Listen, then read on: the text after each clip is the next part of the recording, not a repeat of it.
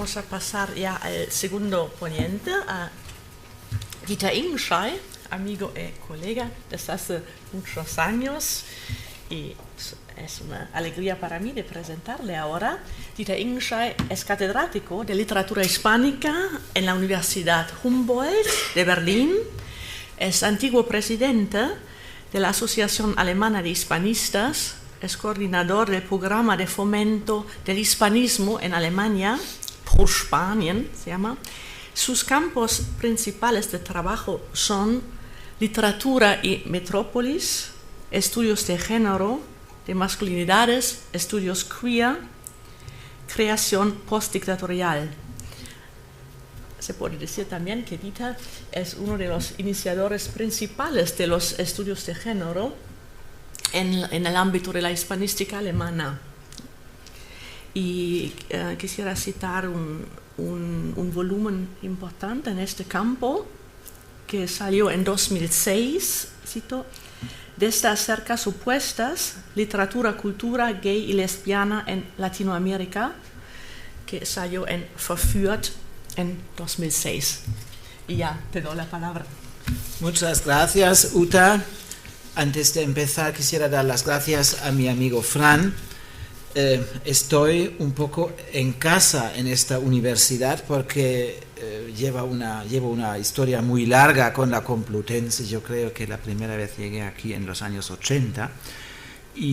Pero después de conocer a Fran, digamos, la cooperación estrecha que sigo teniendo con la Facultad de Filología ha ganado otra dimensión y estoy muy feliz de esto y muy contento de estar aquí con vosotros, vosotras y ustedes.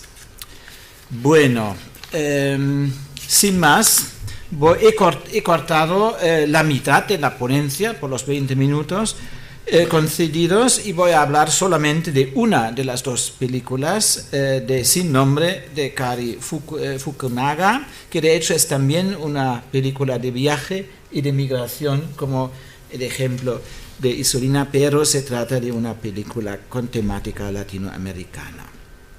El mini análisis que los 20 minutos concedidos me permiten presentar es parte de un estudio más amplio de los cambios de las masculinidades que se pueden observar en Latinoamérica desde hace más de una década.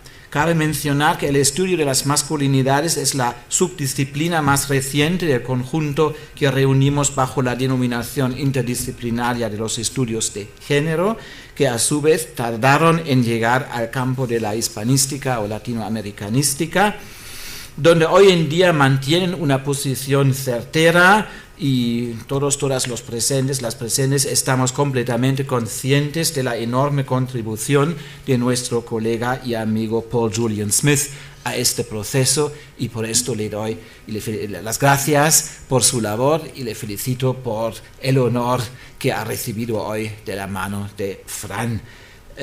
Yo conocí a Paul Julian en el año 95 y en 98 lo invité cuando yo estaba de profesor visitante en Cornell, pues son casi 30 años. Bueno, qué vergüenza.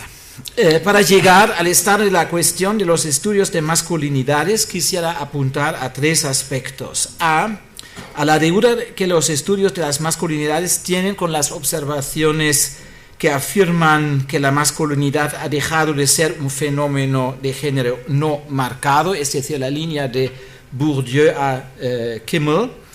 B, al concepto de las masculinidades hegemónicas, que muestra a la vez que esta hegemonía no es fija, sino variable según las circunstancias culturales, sociales y otras, la línea de Cornell.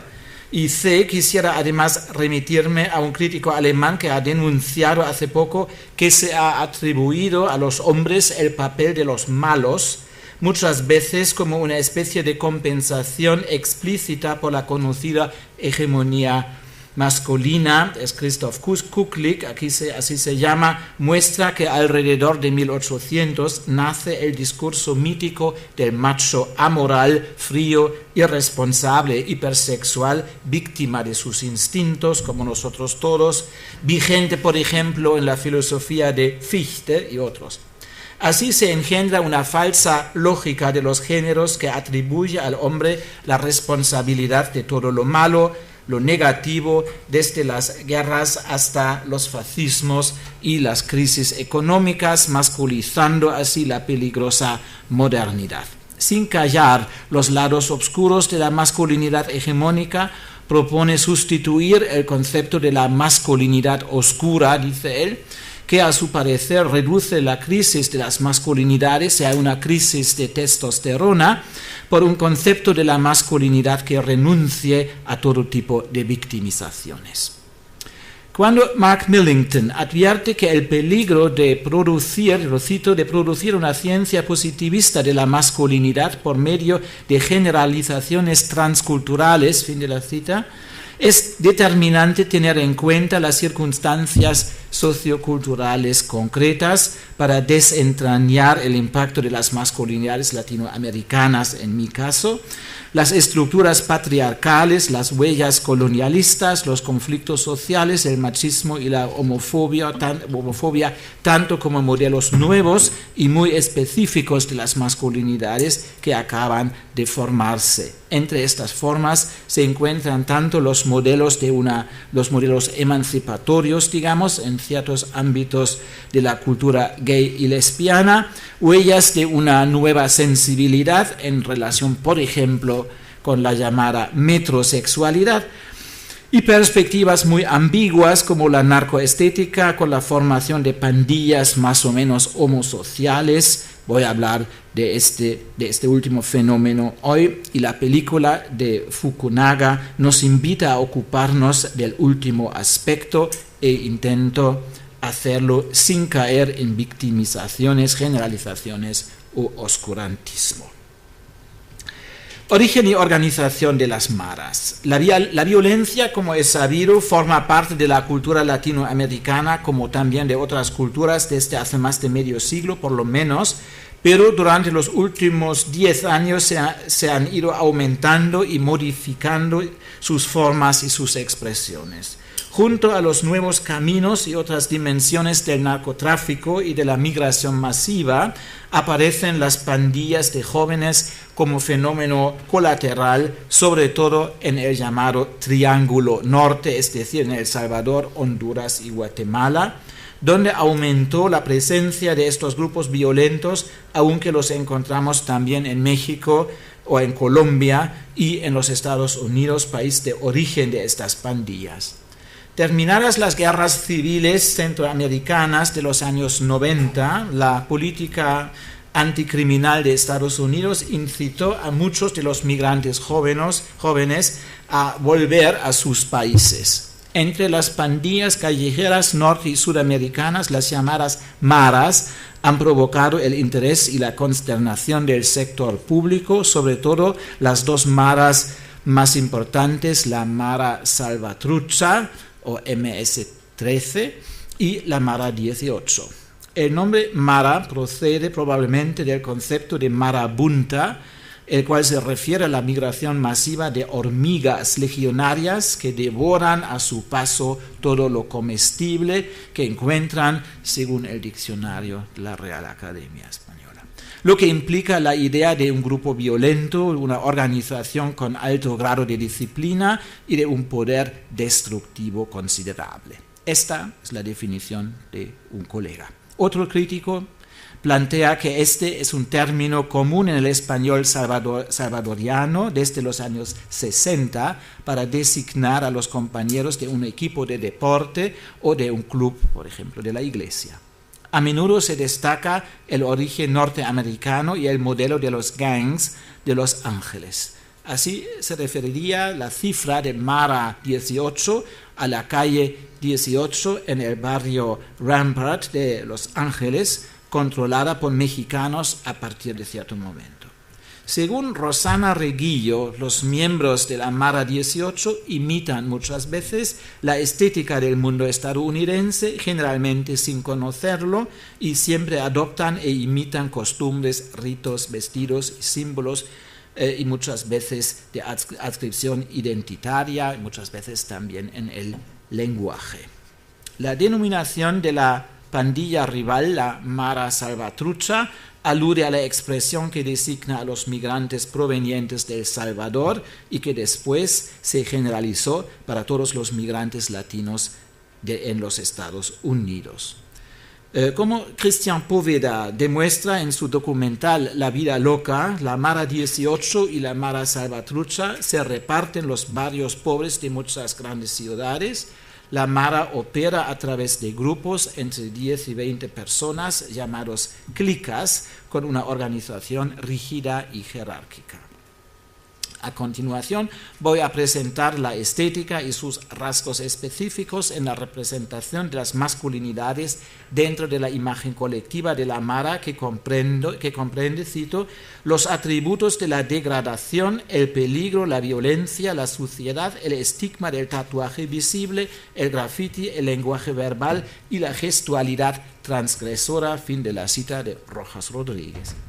Se podría añadir que también la música, la manera de vestir, los rituales de contacto hasta los tatuajes son elementos que sirven para formar una especie de hermandad.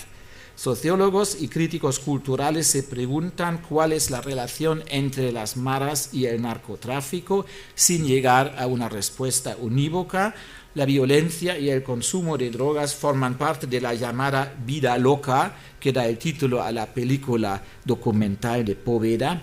En parte hacen el trabajo del narcomenudeo, la venta en pequeñas cantidades, pero se han dado a conocer a menudo también por delitos más violentos y hasta por homicidio. En principio, los sociólogos hablan de tres campos de la violencia vigente. Primero, la violencia de los carteles de droga y en general de la criminalidad organizada. Segundo, la violencia que ejercen los actores estatales. Y en tercer lugar, la violencia que profesan y sufren las pandillas de jóvenes. Algunos investigadores destacan las continuidades escondidas entre la violencia estatal de las décadas pasadas y la situación actual. Otros afirman que la meta principal de las pandillas de jóvenes no es un objetivo ideológico o político ni la ventaja económica, sino un estilo de vida. Gonzalo Sarabí considera las maras como hecho social total y pide ampliar la perspectiva criminológica con el intento de romper, por lo menos en teoría, el círculo vicioso de violencia, exclusión social, precariedad económica y falta de perspectivas. Casi unánimemente hablan del fracaso de la política de la mano dura, tal y como la realiza Mauricio Funes, el presidente salvadoreño. Ciertos expertos consideran que las maras sirven de chivos expiatorios y que la focalización hacia sus actividades permite el crecimiento del narcotráfico masivo. Con esto llego a la estética narco. En los últimos 15 años, sociólogos, críticos culturales y a un nivel diferente, autores y cineastas han empezado a ocuparse de una estética narco generada en el seno de las culturas centroamericanas. Esta estética se hace palpable en el estilo de vida y prácticas cotidianas, en la canción popular, la literatura y el cine, y para literatura y cine cabe mencionar algunos títulos desde La Virgen de los Sicarios de Fernando Vallejo, pasando por Elmer Mendoza, entre los muy conocidos, o Laura Restrepo, la colombiana, y entre las películas tenemos La vida loca y Sin nombre, que voy a presentar enseguida. La película combina dos hilos narrativos, la historia de Zaira, a la que volveré enseguida, y la de Billy, llamado el Casper, un joven mexicano de 18 años que vive en Tapachula y es miembro de la Mara Salvatrucha. Para proteger a Marta Marlene, su novia, Casper la esconde de sus compañeros, pero el jefe local de la pandilla, el diabólico Little Mago, intenta tomar posesión de la mujer. Sin embargo, durante el acoso sexual ella cae violentamente y sufre lesiones mortales. Casper lleva a la Mara a Benito, llamado el Smiley, un chico de 12 años que tiene que pasar por un rito sumamente cruel de iniciación. Aquí tenemos el Smiley, el chico todavía, entre el Little Mago y el Casper. Los pandilleros de su grupo le golpean a este chico durante 13 segundos y después le ordenan que mate a un chico de la Mara 18, de la otra rival. Entre tanto, Zaira, una chica hondureña, aquí la tenemos más tarde, Zaira, una chica hondureña, decide acompañar a su padre y tío a Estados Unidos pasando por México. Rumbo al norte, Zaira y sus familiares pasan por la ciudad de Tapachula, donde suben al techo de un tren de mercancías para llegar a la frontera estadounidense. Esta es una foto del techo de este tren. Este es el mismo tren que el Little Mago y su pandilla quieren atacar para robar a los fugitivos que viajan en el techo. La situación se desborda cuando el Little Mago intenta violar a Zaira. Caspar saca una navaja y mata a su jefe. Zaira abandona a su familia y él tiene que huirse, claro. Zaira abandona a su familia y decide acompañar a Caspar durante su huida. De hecho, la pareja logra llegar hasta la frontera estadounidense, toda una historia detrás, y Zaira pasa por el río fronterizo cuando Smiley descubre al Casper y lo mata. La clica de la Mara Salvatrucha decora a Smiley con un tatuaje en los labios con estas letras de Mara Salvatrucha MS. El joven director Kari Joji Fukunaga afirma que su obra está basada en experiencias personales de inmigrantes centroamericanos, mientras que al otro director de película documental, Cristian Poveda, lo mataron en 2011 durante su trabajo en otra documental. Ahora, Sin nombre y la representación de géneros. Sin nombre es un filme con un fuerte protagonismo masculino, aunque en el personaje de Zaira tenemos una mujer valiente y lista que queda fuera del sistema de las maras. Podría sorprender, pero los sociólogos especialistas afirman que dentro del sistema de las pandillas, las mujeres miembros se consideran como parte integrante del grupo con sus derechos e influencias. Stephanie Knauf habla de un 20% de mujeres mareras que cumplen con las mismas funciones y pueden subir en la jerarquía interna. Relata también que existen pandillas compuestas exclusivamente por mujeres. Otra fuente menciona 2 grupos de chicas indígenas cerca de la ciudad guatemalteca de Santa Cruz del Quiché, y tengo una doctoranda que está trabajando sobre pandillas compuestas por mujeres. En su artículo Literatura, lenguaje y narcotráfico en México, Edmundo Paz Soldán relaciona el narcotráfico y las maras con la cultura sicaresca en Colombia y apunta a conceptos de masculinidad homoerótica cuando habla de la estetización del cuerpo masculino homoerótica, cuando habla de la estetización, cito, del cuerpo masculino del sicario en un objeto del deseo. Fin de la cita. Esto es válido para la exitosa novela La Virgen de los Sicarios de Fernando Vallejo y su versión fílmica, pero no es necesariamente un fenómeno general y no encontramos un deseo homosexual en Sin nombre. Las masculinidades específicas que el filme pone en escena pertenecen más bien a 2 campos diferentes: a la práctica de la violencia y al sistema de estructuras pseudofamiliares.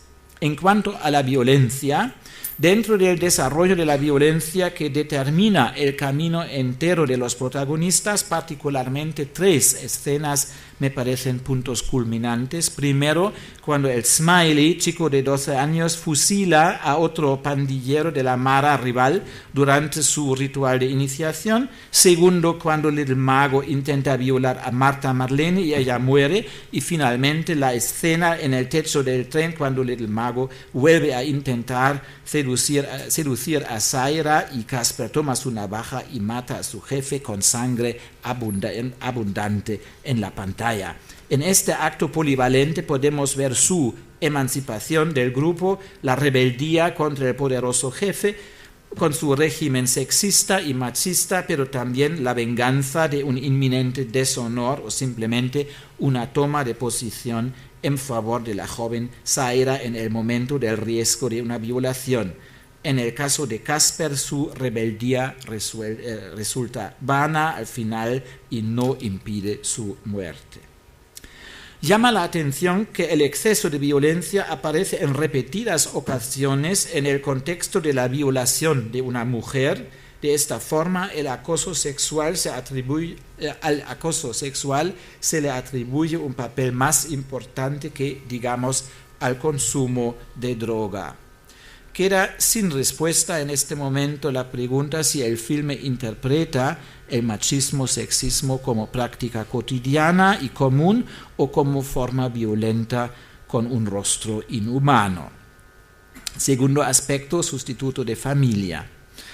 En un artículo sobre las maras con el título «La Mara es mi familia», José Manuel Valenzuela apunta a los reflejos de los sistemas familiares tradicionales en el mundo de los mareros. De hecho, las huellas de sistemas familiares o tribales se encuentran también en Sin Nombre. Little Mago, la figura emblemática y jefe indiscutible de la clica, goza del respeto incondicional de todos. Aquí lo vemos en el centro. A la vez llama la atención que él mismo aparece en el círculo de su grupo muchas veces acompañado por niños que tienen sus brazos musculosos llenos de tatuajes. Aquí está con un bebé que no es suyo. La representación del hombre viril acompañado por un niño, por un bebé, aparece tanto en Pompe funèbre de Jean Genet, cuando Eric, soldado alemán, tiene un bebé en sus brazos, aumentando, reza el texto, el deseo homosexual de Riton, como en la figura del buen soldado salvador de los niños. De ejemplo me sirva la estatua del soldado ruso dentro del memorial soviético de Berlín-Treptow, que representa a un hombre gigantesco salvando a un niño con el brazo y destrozando la cruz clamada con su pie. En el contexto de Sin Nombre, la presencia del niño al lado del jefe apunta claramente al hecho de que la Mara le sirve a los mareros como sustituto de la familia. Resulta que el colectivo asume la función protectora que tradicionalmente correspondía a la familia latinoamericana. Dentro de este sustituto de la familia, el jefe del grupo se vuelve el superpadre, el Übervater en el sentido freudiano, y el cabecilla de rebaño de Darwin, que tiene el derecho o la obligación de proteger y sancionar a sus subordinados. Con el acto de matar al jefe de familia, Casper sale del sistema, lo que conlleva necesariamente su muerte posterior. Llego con esto a rituales y tatuajes. En la convivencia cotidiana, el ritual, con su carácter performativo, asume una función central entre los mareros. En la vida loca, Poveda se puede ver un gran número de estos rituales cotidianos. Desde los ritos de saludarse entre varones con gestos específicos hechos con los dedos hasta las fórmulas verbales, se nota un altísimo grado de ritualización comunicativa que recuerda ya sea a grupos de jóvenes o bien a constelaciones tribales. El rito compartido culmina en el lenguaje de los tatuajes. Hay muchos artículos sobre esto. En el tatuaje, esta inscripción en la piel del cuerpo hecha con dolor y que no se puede borrar en toda la vida, la crítica cultural ha destacado la herencia del estigma de los esclavos antiguos, la marca que implica la pertenencia a un dueño o a la correspondiente transposición del cuerpo al patriarca o a la pandilla. En el famoso relato de Franz Kafka, Die Strafkolonie, la colonia penitenciaria, una máquina les tatúa el marco de su juicio a los condenados. De forma similar, existe todo un sistema de tatuajes dentro de las maras que ayuda y refuerza la adherencia al grupo y la distinción jerárquica dentro del mismo. El ejemplo más claro es la cara tatuada de Little Mago y le sirve al jefe de marero mismo de, cito, dramatizar su identidad en el cuerpo como territorio simbólico. Fin de la cita. Aquí lo vemos, la cifra, la letra S de MS, Mara Salvatrucha. Y los demás lo imitan atribuyéndole el rol de cabecilla de rebaño. Otros ejemplos sería aquí un tatuaje directo del nombre de la Mara Salvatrucha, en este caso. Un grado un poco más alto de codificación aparece a través del uso abundante de las cifras. Aquí vemos en la cara de la chica la cifra 18, para la otra Mara justamente la 18. Mientras que Rosa Reguillo comenta en forma general, cito, el mundo de miedos y aspiraciones, de esperanzas y de dolores, fin de la cita, expresado a través de las imágenes de lágrimas, corazones, rostros de mujer, etc. José Luis Rocha explica en su análisis de los tatuajes de la pandilla managüense Reparto Chic, de forma más concreta, los múltiples sentidos de algunos tatuajes recurrentes. El payaso que se ríe de los otros es, según Rocha, un tatuaje clave. Su risa, cito, puede ser una burla de los enemigos, puede ser la risona que sobreviene cuando se fuma un buen churro de marihuana, la droga, el erotismo y lo diabólico. El payaso amalgama estos tres elementos. Fin de la cita. Otro motivo curioso es el monje, que por su vestido negro, por su pertenencia a una comunidad o por el carácter recalcitrante del venerable monje Jorge, del nombre de la rosa, ofrece un gran abanico de identificaciones a los mareros. En total, Rocha resume, lo cito, que el tatuaje no es solo un texto abierto a diversas interpretaciones, sino un texto que segrega varios significados al mismo tiempo, etc. A la estética propia de los tatuajes podríamos añadir otros elementos de un estilo de vida particular que se refleja en la manera en la que Fukunaga utiliza la música y la letra del grupo vaquero con la canción En el barrio no hay gente como fondo, y de la sonido Changorama con su cumbia del informe para dejar plasmado cuáles son las condiciones y las circunstancias que rodean esta vida. A través de la música se muestra claramente que la Mara forma parte de la contracultura. Carlos Monsiváis destaca ese aspecto y aconseja no dramatizar o criminalizar el fenómeno de las maras de corta duración, según decía Monsiváis.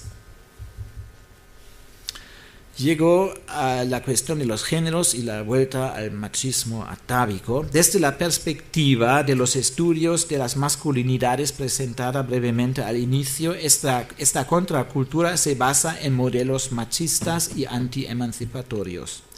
Cuando Little Mago ejerce como los malos comendadores del drama áureo su jus prime noctis, violando a las mujeres de la pandilla, el modelo masculino dominante parece recaer en tiempos de la masculinidad hegemónica con sus consecuencias terribles para mujeres y hombres. De hecho, el sistema marero cimienta el desdén por la mujer y, en forma del llamado trencito, hasta la violación colectiva. Impone al hombre un sistema de reglas duras que sustituye a la personalidad autónoma por un conjunto de exigencias grupales. En Jefe de Jefes, Corridos y Narcocultura en México, José Manuel Valenzuela habla de la mujer como objeto, de la mujer trofeo, de la mujer sacrificada, pero muy raramente de la mujer jefa. No cabe duda de que la Mara, aunque ha dejado de ser un grupo homosocial y a pesar de la presencia innegable de mujeres, es una comunidad misógina, pero es a la vez un modelo que reprime el desarrollo libre de la personalidad masculina, y esto no solo por la homofobia característica, según el estudio de Martín Cristian Santos Anaya, de las pandillas latinoamericanas en general. Muchos críticos culturales consideran el machismo excesivo como constituyente de una supuesta identidad masculina latina. Sin oscurecer el modelo representado, este parece confirmar la permanencia del machismo entre las nuevas masculinidades, la vuelta no solo a la masculinidad hegemónica clásica, sino a un nuevo machismo atávico. Gracias.